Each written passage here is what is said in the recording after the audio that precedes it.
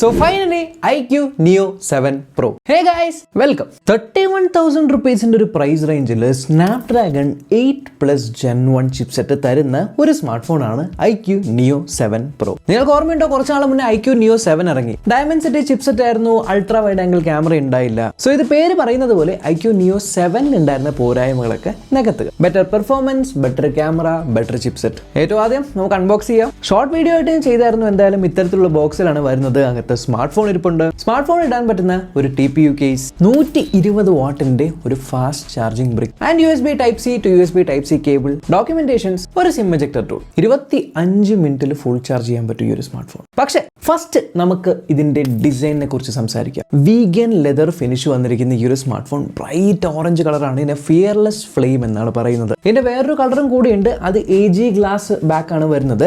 എന്നാലും ഇത് ഒരു പ്ലാസ്റ്റിക് ഫ്രെയിമിൽ വന്നിരിക്കുന്ന ഒരു വീഗൻ ലെതർ മെറ്റീരിയലുള്ള ബാക്കാണ്. ഇവിടെയായിട്ട് വലിയ ക്യാമറ മോഡ്യൂൾ കൊടുത്തിട്ടുണ്ട്. Neo 7നേക്കാളും എത്രയോ ബെറ്റർ ആയിട്ടുള്ള ഫിനിഷിംഗ് ആണ്. 6.78 ഇഞ്ചിന്റെ ഡിസ്പ്ലേ, 3.5mm ജാക്ക് വരുന്നില്ല, ഡ്യുവൽ സിം ഇടാൻ പറ്റുന്ന SIM tray, volume rockers and power button. Left സൈഡിൽ ഒന്നുമില്ല. മുകൾ ഭാഗത്തെ മൈക്രോഫോണിന്റെ സൈഡിലായിട്ട് നിങ്ങൾക്ക് IR ബ്ലാസ്റ്റർ ലഭിക്കുന്നുണ്ട്. സ്ക്രീനിന്റെ നടുവിൽ ഇൻ ഡിസ്പ്ലേ ഫിംഗർ പ്രിന്റ് സ്കാനറും വരുന്നുണ്ട്. അത്യാവശ്യം ഫാസ്റ്റ് ആണ്. ആൻഡ് ഇപ്രാവശ്യം അവർ ഹാപ്റ്റിക്സ് ഇംപ്രൂവ് ചെയ്തിട്ടുണ്ട്. ടൈപ്പ് ചെയ്യുന്ന സമയത്തൊക്കെ നമുക്ക് ആ ഒരു വൈബ്രേഷന്റെ ആ ഒരു ഫീൽ വ്യത്യാസമുണ്ട്. ഡ്യുവൽ സ്റ്റീരിയോ സ്പീക്കേഴ്സ് വരുന്നുണ്ട്. വിമാനത്തിൽ ഒരിക്കലെങ്കിലും യാത്ര ചെയ്തിട്ടുള്ള ഒരു വ്യക്തിയാണെങ്കിൽ നിങ്ങൾക്കറിയാം, നിങ്ങളുടെ തൊട്ട് മുന്നിലെ സീറ്റിന്റെ പുറകിലായിട്ട് ഒരു ലിവർ പൊക്കി കഴിഞ്ഞാൽ ഓൾമോസ്റ്റ് മുകളിലും താഴെയും ബാലൻസ്ഡ് സൗണ്ട്. 5G ഫോണാണ്. 8 5G ബാൻഡുകളുടെ സപ്പോർട്ട് ഉണ്ട്. 6.78 ഇഞ്ചിന്റെ ഫുൾ HD പ്ലസ് ആയിട്ടുള്ള 120 Hz സപ്പോർട്ട് ചെയ്യുന്ന 10-bit AMOLED ഡിസ്പ്ലേ, 1300 നിറ്റ്സിന്റെ പീക്ക് ബ്രൈറ്റ്നസ് ഉണ്ട്. HDR10ന്റെ സപ്പോർട്ടും ഉണ്ട്. ആൻഡ് ഓവറോൾ വളരെ നല്ലൊരു ഡിസ്പ്ലേ ആണ്. AMOLED ആണ്, കളേഴ്സ് എല്ലാം പഞ്ചി ആണ്, ബ്രൈറ്റ്നസ് ഉണ്ട്, വിവിഡ്നെസ് ഉണ്ട്.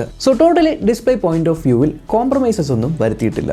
iQOOയുടെ ഫോൺ എന്ന് പറയുമ്പോൾ തന്നെ നമ്മുടെ മൈൻഡിൽ വരുന്ന കാര്യമാണ് പെർഫോമൻസ്. ഇതിനകത്ത് സ്നാപ്ഡ്രാഗൺ 8 Plus Gen 1 ചിപ്സെറ്റ് ആണ്. ലാസ്റ്റ് ഇയർ ഇറങ്ങിയതിൽ ഏറ്റവും ബെസ്റ്റ് പെർഫോമിംഗ് പ്രോസറാണ് ഇതിനകത്ത് ഈ ഒരു പ്രൈസ് റേഞ്ചിൽ കൊണ്ടുവന്നിരിക്കുന്നത്. ഫ്ലാഗ്ഷിപ്പ് പ്രോസറാണ്. ഏകദേശം 12-13 ലക്ഷത്തിന്റെ AnTuTu സ്കോർ വരുന്നുണ്ട്. LPDDR5 RAM, UFS 3.1 storage. ഗെയിമേഴ്സിനെ ടാർഗറ്റ് ചെയ്ത് ഉണ്ടാക്കിയിരിക്കുന്ന ഡിവൈസ് ആണ്. കാരണം ഇതിനകത്ത് ഡെഡിക്കേറ്റഡ് ആയിട്ട് ഒരു ഗെയിമിംഗ് ചിപ്പും കൂടെയുണ്ട്. ബേസിക്കലി ഗെയിംസ് കളിക്കുന്ന സമയത്ത് ഗെയിംസിനിടയിലുള്ള ഫ്രെയിം ബൂസ്റ്റ് ചെയ്യാനായിട്ട് ഈ ഒരു ചിപ്പ് സഹായിക്കും. BGMI പോലത്തെ ഗെയിമുകളിൽ നിങ്ങൾക്ക് എക്സ്ട്രീം ഓപ്ഷനിലും അതേപോലെ HDR ഓപ്ഷനിലൊക്കെ ഇട്ട് കഴിഞ്ഞാൽ അവിടെ ഗെയിം ഫ്രെയിം ഇന്റർപോളേഷൻ എനേബിൾ ചെയ്ത് കഴിഞ്ഞാൽ ഫ്രെയിം റേറ്റ് കൂട്ടാനായിട്ട് പറ്റും. ഓവറോൾ ഞാൻ ഗെയിംസ് കളിച്ചു നോക്കി, AnTuTu സ്കോർ റൺ ചെയ്ത് നോക്കി. ആൻഡ് സ്മാർട്ട് ഫോൺ ഹീറ്റ് ആകുന്നുണ്ടോ എന്ന് ചോദിച്ചാൽ ഈ ഒരു ഭാഗത്തായിട്ട് ചെറിയ രീതിയിൽ ഒരു വാംത്ത് വരും എന്നല്ലാണ്ട് എക്സ്ട്രീമായിട്ട് നമ്മൾ ഈവൻ സ്ട്രെസ് ടെസ്റ്റ് വരെയും ചെയ്ത് നോക്കി. സ്ട്രെസ് ടെസ്റ്റും പോസിറ്റീവായിട്ട് തന്നെയാണ് വരുന്നത്.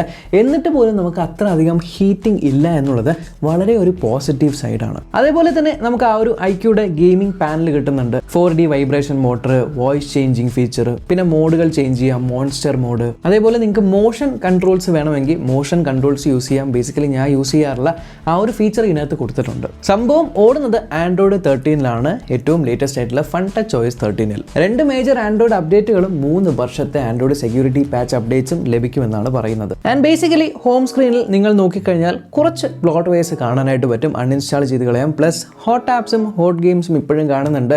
ഹോം സ്ക്രീനിൽ ജസ്റ്റ് ക്ലിക്ക് ചെയ്ത് പിടിക്കുക. ഇവിടെ സെറ്റിംഗ്സിൽ ഹോം സെറ്റിംഗ്സിൽ പോവുക.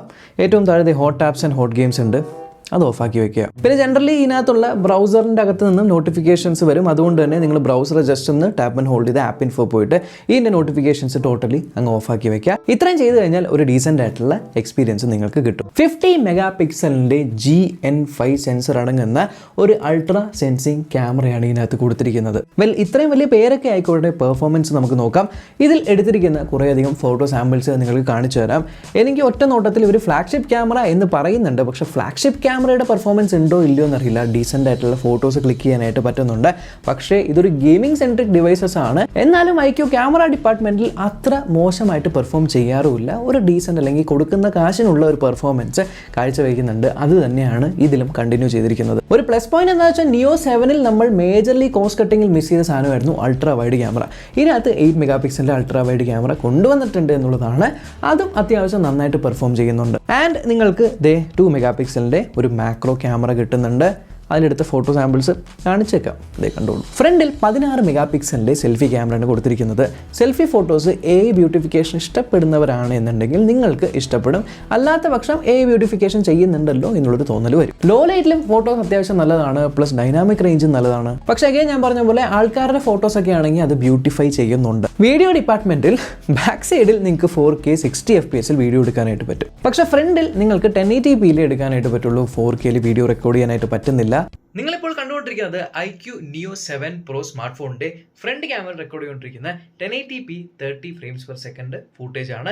ആൻഡ് ഇതിലുള്ള മൈക്രോഫോണിൽ തന്നെയാണ് ഓഡിയോ റെക്കോർഡ് ചെയ്യുന്നത്. ജനറലി iQOO ഫോൺസിൽ ചില ഫോണുകളിലെ ഫ്രണ്ടിൽ 4K ഉണ്ടാവാറുള്ളൂ. ഇതിനകത്ത് 4K ഇല്ല. 8GB റാമും 128GB സ്റ്റോറേജ് വരുന്ന ബേസ് വേരിയന്റ് 31,999 റുപ്പീസിനാണ് ഇറങ്ങിയിരിക്കുന്നത്. 12GB 256 ആണെങ്കിൽ 34,999 റുപ്പീസിന്. ജൂലൈ 4 തീയതി തൊട്ട് പ്രീ ബുക്കിംഗ് സ്റ്റാർട്ട് ചെയ്തിരുന്നു. പ്രീ ബുക്കിംഗ് ചെയ്തവർക്കൊക്കെ 2 വർഷത്തെ വാറന്റി കൊടുക്കുന്നുണ്ട്. അത് നല്ലൊരു കാര്യമാണ്. പിന്നെ നിങ്ങളിൽ പലർക്കും അറിയായിരിക്കും iQOO എന്ന് പറയുന്നത് വിവോയുടെ തന്നെ ഫോണാണ്. സോ എന്തെങ്കിലും കംപ്ലൈന്റ് വരുവാണെങ്കിൽ നിങ്ങൾക്ക് വിവോ സർവീസ് സെന്ററിൽ പോയി വിസിറ്റ് ചെയ്യാവുന്നതാണ്. സോ ഈ സ്മാർട്ട് ഫോൺ ഗെയിമേഴ്സിനെ ടാർഗറ്റ് ചെയ്ത് ഇറക്കിയിരിക്കുന്നതാണ് എന്ന് ഞാൻ പറഞ്ഞുവെങ്കിലും ഈ അടുത്ത് വേറൊരു സ്മാർട്ട് ഫോണും കൂടെ ഏകദേശം ഇതേ പ്രൈസ് പോയിന്റിൽ ലോഞ്ച് ആയിരുന്നു. യെസ്, ഇപ്പോൾ ഇറങ്ങിയ OnePlus Nord 3 സ്മാർട്ട് ഫോണിനെ കുറിച്ച് തന്നെയാണ് ഞാൻ പറയുന്നത്.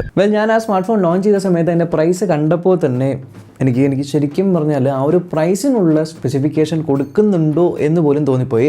കാരണം ഇപ്പോൾ ഉദാഹരണത്തിന് ആ സെയിം പ്രൈസ് റേഞ്ചിലുള്ള ഈ ഒരു Neo 7 Pro നോക്ക്, നമുക്ക് ഇതിൻ്റെ ഓരോ സ്പെസിഫിക്കേഷനും കമ്പയർ ചെയ്ത് നോക്കാം. പ്രോസസർ വൈസ് ഇതിനകത്ത് സ്നാപ്ഡ്രാഗണിൻ്റെ 8+ Gen 1 ഉണ്ട്. മറ്റേ Mediatekന്റെ Dimensity 9000 ആണ്. അതായത് ഇത് ഏകദേശം 13 ലക്ഷത്തോളം AnTuTu സ്കോർ വരുന്നുണ്ട്. അത് ഏകദേശം 10 ലക്ഷത്തോളം മാത്രമാണ് തരുന്നത്. രണ്ട് സ്മാർട്ട് ഫോണിലും 5000 mAh ബാറ്ററി ഉണ്ട്. പക്ഷേ ഇതിൻ്റെ കൂടെ 120 വാട്ടിൻ്റെ ഫ്ലാഷ് ചാർജിങ് ആണ് വരുന്നത്. അതായത് മറ്റേ സ്മാർട്ട് ഫോൺ 80 വാട്ട് ആണ്. അത് ഏകദേശം 15 മിനിറ്റ് എടുക്കും 50% ആവാൻ.